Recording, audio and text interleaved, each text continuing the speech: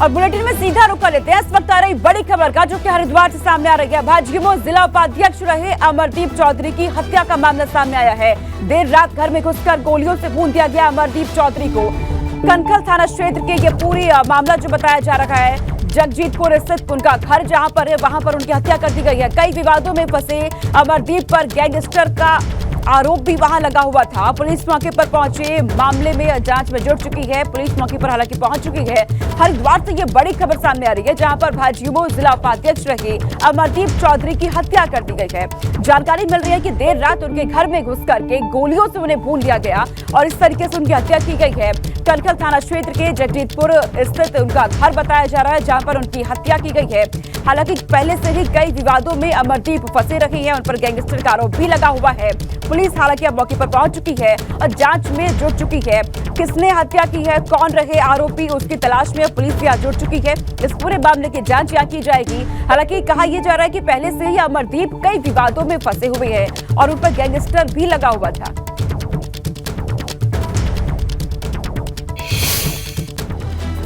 सपा के राष्ट्रीय कार्यकारिणी में अखिलेश यादव ने भूल सुधार की। एक हफ्ते के अंदर ही समाजवादी पार्टी ने राष्ट्रीय कार्यकारिणी में संशोधन कर लिया है। नई लिस्ट में अगड़ी जाति से आने वाले ओम प्रकाश सिंह, राम गोविंद चौधरी, विनय तिवारी सरीखे नेताओं को जगह दी गई है। माना यह जा रहा है कि राष्ट्रीय कार्यकारिणी को लेकर उठ रहे सवालों और पार्टी में सवर्ण समाज से आने वाले नेताओं की नाराजगी को देखते हुए ये बदलाव किया गया है। हालांकि राष्ट्रीय महासचिव ने पदों पर कोई संशोधन नहीं किया गया है, तो बड़ा बदलाव यहां पर कर दिया गया है। समाजवादी पार्टी की तरफ से अपनी राष्ट्रीय कार्यकारिणी में लगातार सवाल उठ रहे थे, नेताओं की नाराजगी देखी जा रही थी। उसके बाद ये बड़ा बदलाव यहां पर कर दिया गया। इसकी लिस्ट भी सामने आ चुकी है और ये लिस्ट आपके टीवी स्क्रीन पर है।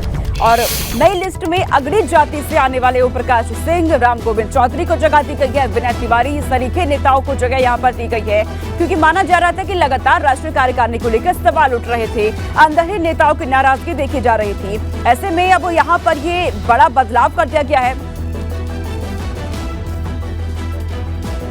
तो अब देखिए, अब 24 फतह करने के लिए अखिलेश यादव ने नई टीम अपनी बना दी है। इस टीम को अब आप जान लीजिए। दरअसल देखिए, समाजवादी पार्टी की राष्ट्रीय कार्यकारिणी में संशोधन कर दिया गया है। ठाकुर और ब्राह्मण नेताओं को राष्ट्रीय कार्यकारिणी में यहाँ पर जगह दी गई है, क्योंकि लगातार नेताओं में नाराजगी बढ़ रही थी। विनय तिवारी को राष्ट्रीय सचिव यहाँ पर बना दिया गया है। इसी के साथ पूर्व कैबिनेट मंत्री ओम प्रकाश सिंह को भी राष्ट्रीय सचिव यहाँ बना दिया गया है। राम गोविंद चौधरी को सदस्य बनाया गया है, राष्ट्रीय सचिव बना दिया गया। अब देखिए, यहाँ से अब सपा के राष्ट्रीय कार्यकारिणी में कुल 68 सदस्य, आपको बता दें राष्ट्रीय कार्यकारिणी में 1 राष्ट्रीय सचिव और 14 महासचिव है। राष्ट्रीय कार्यकारिणी में 25 राष्ट्रीय सचिव और 20 राष्ट्रीय सदस्य हैं। तो इस तरीके से यहाँ पर यह बदलाव कर दिया गया है। शैलेश अरोड़ा मेरे साथ जुड़ चुके हैं। शैलेश, ये बड़ा बदलाव यहाँ पर कर दिया गया है। 2024 को देखते हुए क्या समाजवादी पार्टी अब पूरी तरीके से अपनी कमर कस चुकी है? सोनिका, अगर आप देखें तो जिस तरह से पहले राष्ट्रीय कार्यकारिणी की घोषणा होती है समाजवादी की, उससे पहले स्वामी प्रसाद मौर्य का एक बयान आता है। स्वामी प्रसाद मौर्य का वो बयान आज तक चर्चा में चल रहा है, जो रामचरितमानस की एक चौपाई से शुरू होता है और उसके बाद उस पर एक विवाद शुरू हो जाता है। पार्टी के अंदर ही 2 फाड़ हो जाते हैं। बाकी जगह पर भी आप देखिए सियासत किस तरह से पिछले कई दिनों से लगातार उसी के इर्द गिर्द घूम रही है। तो अगर आप देखेंगे उसके बयान के बाद में जब राष्ट्रीय कार्यकारिणी की घोषणा होती है, स्वामी प्रसाद मौर्य को भी राष्ट्रीय महासचिव बनाया जाता है और इसके बाद में पूरे राष्ट्रीय महासचिव में आप देखेंगे तो अगड़ों की हिस्सेदारी नहीं दिखती है। ऐसे में ये माना जा रहा था कि पार्टी ने शायद अपनी लाइन को तय कर लिया है और उसी के हिसाब से पूरी राष्ट्रीय कार्यकारिणी की घोषणा की गई है। राष्ट्रीय सचिव के पद पर जरूर कुछ चेहरे अगड़ों के थे, लेकिन बहुत कम संख्या में। अब उसके बाद में इस सूची को संशोधित किया गया और उसमें विनय तिवारी का नाम शामिल किया जाता है, ओम प्रकाश सिंह का नाम आता है। आप देखिए, इन सारी चीज़ों को अगर आप देखेंगे तो कहीं ना कहीं ये सवाल उठने लगा था कि जब ये सूची जारी हुई थी तो सवाल उठने लगा कि क्या समाजवादी पार्टी ने अपनी लाइन तय कर ली है, क्या उसने आगामी 2024 को लेकर ये तय कर लिया है कि उसको पिछड़ों को ज़्यादा साथ लेकर चलना है। तमाम तरीके के देखिए सवाल उठ रहे थे और ये तय है कि राष्ट्रीय कार्यकारिणी की सूची कोई रातों रात नहीं बन गई होगी। मंथन होता है। देखिए, जब कोई राजनीतिक दल इस तरह की सूची जारी करता है, एक लंबे मंथन के बाद वो सूची जारी की जाती है, तो सोच समझ के बाद वो सूची जारी जारी हुई और फिर उसमें संशोधन करना पड़ा, यानी फीडबैक आ रहे थे। अब ऐसे में देखिए प्रदेश कार्यकारिणी की सूची भी आज से कल तक माना जा रहा है सामने आ सकती है। ऐसे में ये पूरी उम्मीद की जा रही है कि जो प्रदेश कार्यकारिणी की सूची होगी उसमें भी एक जातिगत समीकरण जो है, एक बैलेंस जो है वो बनाने की कोशिश की जाएगी कि सभी जो जाति है, जो वर्ग है, उनको इस तरह से साधा जाए कि 2024 में मिलजुल कर आगे चले। लेकिन सबकी निगाह ये है कि जिस तरह से राष्ट्रीय कार्यकारिणी में जो पिछड़े वर्ग के लोग हैं उनको ज्यादा जगह मिली, क्या प्रदेश कार्यकारिणी में भी ऐसा ही देखने को मिलेगा? तो अब सबकी निगाह इस पर है। अगर ऐसी ही सूची प्रदेश कार्यकारिणी की आती है तो उससे 2024 के लिए सपा की क्या स्ट्रेटेजी है ये बिल्कुल स्पष्ट हो जाएगा, बिल्कुल क्लियर हो जाएगा कि 2024 के लिए सपा ने कौन सी लाइन को चुन लिया है। तो अब सबकी निगाह जो है वो प्रदेश कार्यकारिणी की सूची पर टिकी हुई है, क्योंकि राष्ट्रीय कार्यकारिणी संशोधित होने के बाद भी सबके सामने आ चुकी है। उम्मीद कर रहे हैं कि आज से कितना गेम चेंजर ये साबित होगा ये वक्त बताएगा। फिलहाल बहुत शुक्रिया शैलेश तमाम जानकारी हम तक पहुंचाने के लिए। और अब बड़ी खबर सामने आ रही है कानपुर से। कानपुर देहात से ये खबर है, देर रात हुई मुठभेड़ में 2 बदमाशों की गिरफ्तारी हुई है। जंगल में अंधेरे का फायदा उठाकर 2 बदमाश मौके से फरार हो गए। मुठभेड़ के दौरान बदमाशों ने कई राउंड फायरिंग यहां पर की। ये मुठभेड़ कानपुर देहात के गजनेर थाना क्षेत्र में हुई। दरअसल मुखबिर की सूचना पर पुलिस ने दुआरी गांव के जंगलों में 4 बदमाशों को घेर लिया। चारों के खिलाफ 12 से ज्यादा मुकदमे भी दर्ज हैं। पुलिस ने जब इन्हें सरेंडर करने को कहा तो बदमाशों ने गोली चला दी। जवाबी कार्रवाई में पुलिस ने भी गोली चलाई, जिसमें 2 बदमाश घायल हो गए। पुलिस ने दोनों को अस्पताल में भर्ती भी करा दिया है, जहां पर उनका इलाज जारी है। सभी बदमाश कानपुर देहात और जालौन के रहने वाले हैं। ये तस्वीरें आपकी टीवी स्क्रीन पर देर रात जंगल में मुठभेड़ हुई है, जिसमें 2 बदमाश, हालांकि जब फायरिंग की गई दोनों ही तरफ से इसमें घायल हुए, उन्हें इलाज के लिए भर्ती करा दिया गया है। पहले से भी इन पर मुकदमे दर्ज हैं और लगातार सूचना मिल रही थी इन बदमाशों को लेकर, और मुखबिर की सूचना पर यह बड़ी कार्रवाई यहां पर पुलिस की तरफ से की गई है। पुलिस ने दुआरी गांव के जंगल में 4 बदमाशों को यहां पर घेर लिया और चारों के ही खिलाफ 12 से ज्यादा मुकदमे दर्ज बताए जा रहे हैं। लेकिन पुलिस ने जब उन्हें सरेंडर करने के लिए कहा इन बदमाशों को, तो बदमाशों ने यहां पर गोली चला दी, फायरिंग करने की शुरुआत कर दी। जवाबी कार्रवाई में पुलिस को भी यहां फायरिंग करनी पड़ी, जिसमें 2 बदमाश घायल हो गए, जिनका अस्पताल में इलाज जारी है। बदमाश जो है असला लेकर एक बड़ी अपराध करने के लिए साजिश रख रहे थे। ये द्वारी जंगल में जब हमारी स्पेशल टीम और ताना टीम सूचना मिलने पर जब मौके पर पहुंच गई तो ये बदमाश जो है हमारे ऊपर फायर कर रहे थे। उसी के रिटालिएशन में जब फायर हुई है, एक बदमाश को पैर में गोली लगी और दूसरा बदमाश को हमने पकड़ लिया है। मौके पर हमें 315 बोर के 2 तमंचा मिले हैं, 5 जिंदा कारतूस और 4 कोका कारतूस भी मिले हैं। जो भी अन्य चीज सामने आएंगे आपको विदित कराया जाएगा। अपराधी जो जिनको घायल हुए हैं उनको तुरंत उपचार हेतु हॉस्पिटल भिजवाया जाए। सीएम योगी का जागरा और मथुरा का दौरा। मथुरा में मेधावी छात्रों को करेंगे सम्मानित। आगरा मेट्रो टनल का करेंगे शुभारंभ।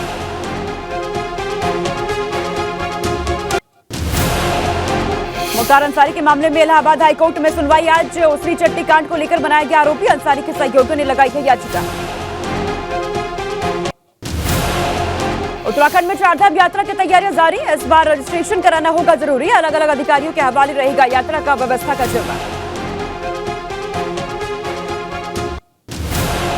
हरिद्वार में भाजयुमो के पूर्व जिला उपाध्यक्ष अमरदीप चौधरी के हत्या। घर में घुसकर बदमाशों ने गोलियों से भूना। कई मामलों पर अमरदीप पर लगाया गया था गैंगस्टर। कनखल इलाके का पूरी वारदात। कानपुर के देहात में पुलिस और बदमाशों के बीच जंगल में हुई मुठभेड़। कई घंटों चली मुठभेड़ में पुलिस की गोली से 2 बदमाश घायल और 2 फरार।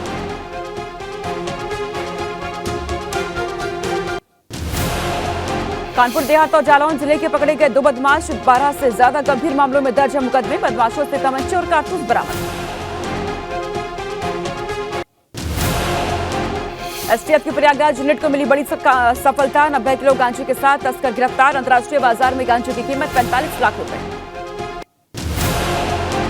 तस्करी में इस्तेमाल कार भी हुई बरामद। छत्तीसगढ़ से गांजे की खेप ला रहा था आरोपी। शख्स के तस्करी के नेटवर्क के बारे में पूछताछ जारी। सपा नेता स्वामी प्रसाद मौर्य ने फिर किया ट्वीट। लिखा, जाति व्यवस्था पंडितों ने बनाई है। यह कहकर आरएसएस प्रमुख ने तथा कथित धर्म के ठेकेदारों और ढोंगियों के कई कलई खोल दी। केरल के राज्यपाल आरिफ मोहम्मद खान का बहराइच दौरा। पूर्व सहकारिता मंत्री मुकुट बिहारी वर्मा की किताब का किया गया विमोचन। कहा, देश के लोकतंत्र की मजबूती में मतदाताओं की महत्वपूर्ण भूमिका। फिरोजाबाद मौसम में ट्रेन वाला झूला पटरी से उतर गया। हादसे में झूले में झूल रहे लोगों को मामूली चोटें आई हैं। सभी लोगों को झूले से सुरक्षित उतारा गया। मऊ में सुहेलदेव स्वाभिमान पार्टी की पहली कार्यकर्ता सम्मेलन हिंदी भवन सभागार में किया गया, जिसमें राष्ट्रीय अध्यक्ष महेंद्र राजभर समेत सभी प्रदेश भर के पदाधिकारी मौजूद रहे।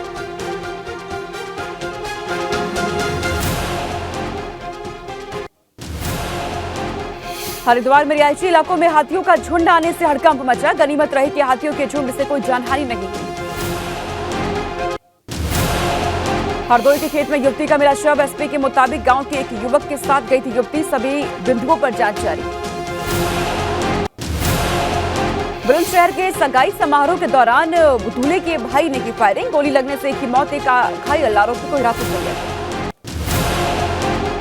सोनभद्र हाईवे ट्रक और बाइक की टक्कर। बाइक सवार 2 लोगों की मौके पर हुई मौत, तीसरे के अस्पताल में ले जाते वक्त मौत। पिपरी चौराहे की ये पूरी घटना। आज कर्नाटक को विकास की विराट सौगात देंगे पीएम मोदी। बेंगलुरु में भारत ऊर्जा सप्ताह का करेंगे उद्घाटन। साथ ही तुमकुर में राष्ट्र को समर्पित करेंगे एशिया की सबसे बड़ी हेलीकॉप्टर फैक्ट्री। अडानी मामले को लेकर आज सड़कों पर उतरेगी कांग्रेस। देश के सभी जिलों में एलआईसी और एसबीआई दफ्तर के सामने करेंगे प्रोटेस्ट। अब से कुछ ही देर बाद सुबह 9:30 बजे कांग्रेस अध्यक्ष मल्लिकार्जुन खड़गे की अगुवाई में विपक्ष दल करेगी बड़ी मीटिंग।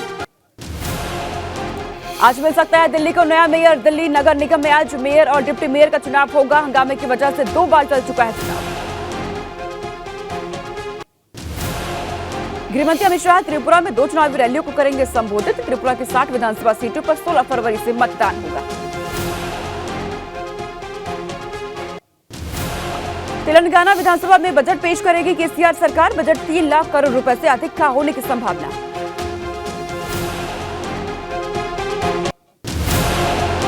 कनाडा के विदेश मंत्री मेलानी जोली आज से भारत की 2 दिन की यात्रा पर। दोनों देशों के बीच संबंध मजबूत करने को लेकर होगी चर्चा।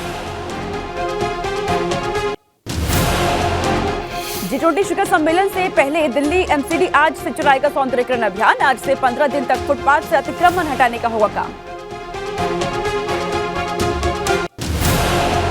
सुप्रीम कोर्ट में 5 नए जज की शपथ। आज इनकी नियुक्ति के साथ ही सुप्रीम कोर्ट में जजों की संख्या 32 हो जाएगी। शपथ कार्यक्रम सुबह 10:30 बजे।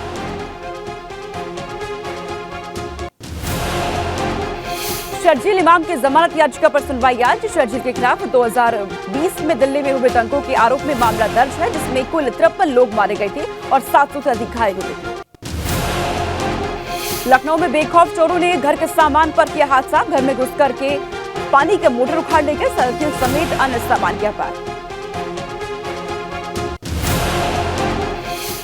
बलरामपुर में पानी की टंकी पर चढ़कर शख्स ने किया हंगामा। मौके पर पहुंची पुलिस शख्स को नीचे उतारने में जुटी। शख्स किसी मामले में निष्पक्ष जांच की कर रहा मांग। इटा की पटियाली गेट चौकी के पास एक नशेड़ी युवक ने किया जमकर हंगामा। काफी देर तक युवक का हाई वोल्टेज ड्रामा चला। युवक को काबू करने के लिए पुलिस को काफी मशक्कत करनी पड़ी। फतेहपुर में एक शख्स की हत्या के बाद परिजनों ने जमकर किया हंगामा और पुलिस पर लापरवाही का लगाया आरोप। मौके पर पहुंचे डीएम ने इंसाफ की गुहार लगाई गई डीएम से। मथुरा में बांके बिहारी कॉरिडोर को लेकर हुई बैठक में जमकर हंगामा। एक ओर संत कॉरिडोर को लेकर प्रशासन के साथ है, तो दूसरी ओर व्यापारी और गोस्वामी इसका विरोध कर रही हैं।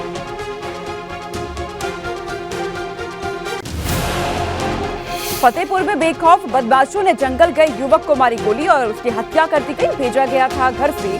दरअसल परिजनों की तहरीर पर 4 लोगों के खिलाफ मुकदमा दर्ज किया गया। युवक की हत्या मामले में कानपुर में संदिग्ध परिस्थितियों में मिले मां बेटे के शव। दोनों की मौत पर इलाके में मचा हड़कंप। सूचना पर पुलिस और फोरेंसिक टीम जांच में जुटी। बुलंदशहर में हर्ष फायरिंग के दौरान गोली लगने से एक युवक की मौत, जबकि दूसरा युवक घायल। मामला दर्ज कर पुलिस जांच में जुटी।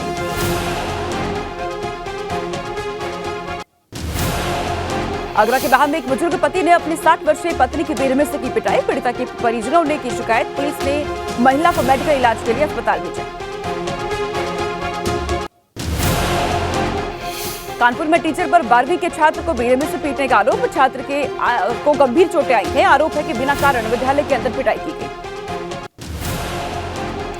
नोएडा में रेप पीड़िता के परिवार पर पुलिस द्वारा समझौता करने के दबाव बनाने का मामला सामने आया। केस की जांच कर रही महिला दारोगा पर दबाव बनने का आरोप।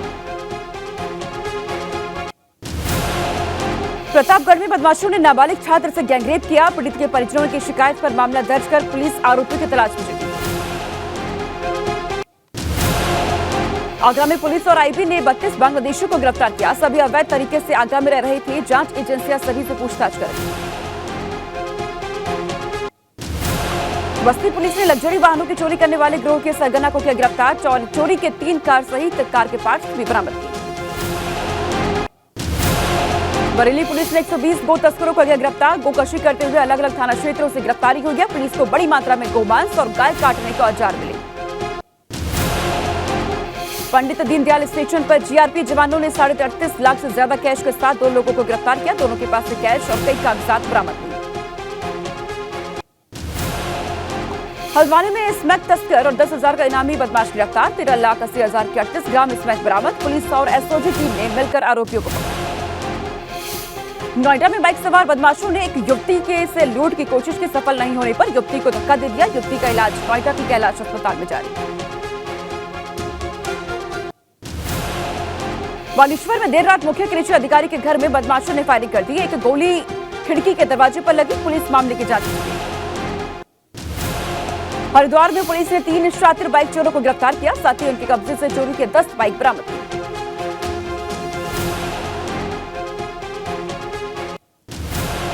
रामनगर में पुलिस ने नशे के खिलाफ बड़ी कार्रवाई की और 33 किलो गांजे के साथ 25,000 का इनामी गिरफ्तार।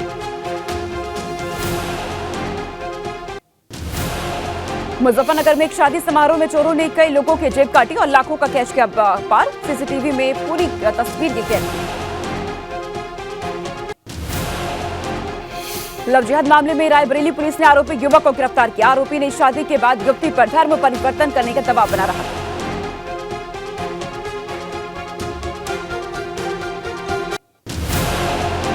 सुल्तानपुर में 2 कारों की आमने सामने की टक्कर में 3 लोगों की दर्दनाक मौत, जबकि 7 लोग गंभीर रूप से घायल। घायलों का इलाज जारी। हरदोई के बिलग्राम में श्रद्धालुओं को तेज रफ्तार कार ने कुचल दिया, जिससे एक श्रद्धालु की मौके पर हो गई मौत, जबकि दूसरा घायल। आक्रोशित लोगों ने जमकर हंगामा किया। सहारनपुर के रामपुर मनिहारन रेलवे स्टेशन से कुछ दूरी पर एक व्यक्ति की ट्रेन से गिरकर मौत हो गई। मृतक व्यक्ति की पहचान कराने में जुटी है रेलवे पुलिस। लखीमपुर खीरी में गोयल प्लाई और पेंट्स की दुकान में भीषण आग लगी। आग से लाखों रुपए का सामान जलकर हुआ राख। दमकल कर्मियों ने कड़ी मशक्कत के बाद आग पर काबू पाया। नोएडा सेक्टर 4 में कोचिंग सेंटर में अचानक लगी भीषण आग। दमकल विभाग ने चलाया रेस्क्यू ऑपरेशन। काम कर रहे 3 मजदूरों को निकाला गया बाहर।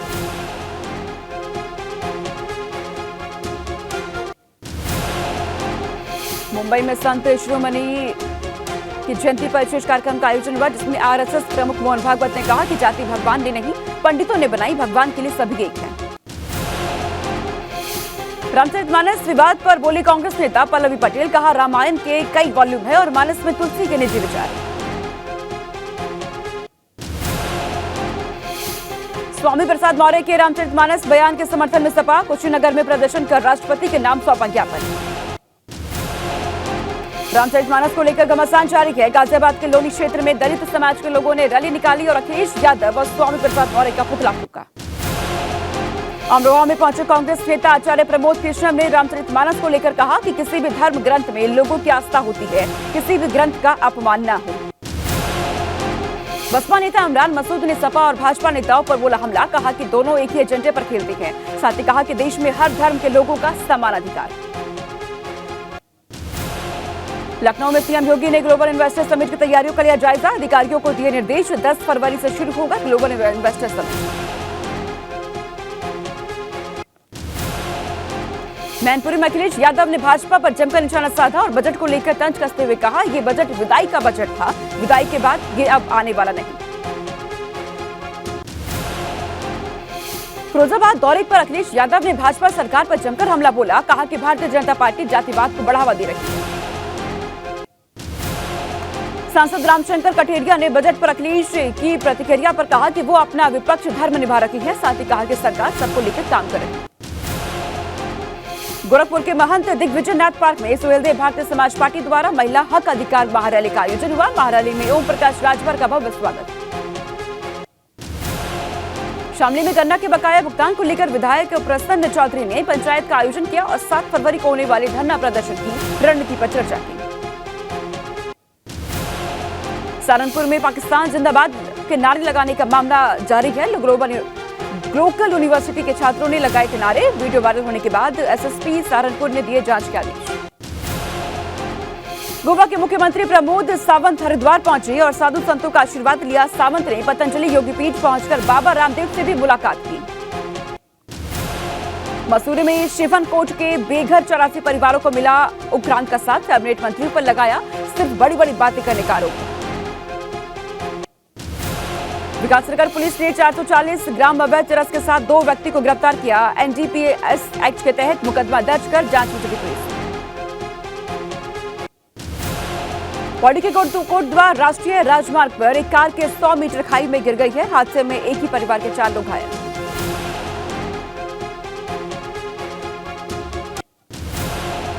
श्रीनगर गढ़वाल में कर्मचारियों राम जन्मभूमि परिसर पर पहुंचे और जहां भगवान के मंदिर के डेहरी पूजा में शामिल हुए।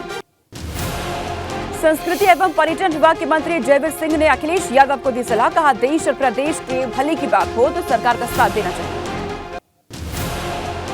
जालौन में उद्योग व्यापारी सम्मेलन का आयोजन हुआ, जिसमें आबकारी मंत्री नितिन अग्रवाल ने हिस्सा लिया और व्यापारियों से ग्लोबल इन्वेस्टर समिट को सफल बनाने की अपील की। अयोध्या के मंडल आयुक्त सभागार में पूर्वांचल विकास बोर्ड की बैठक संपन्न हुई। पूर्वांचल विकास बोर्ड की बैठक में अयोध्या के विकास पर विशेष फोकस रहा।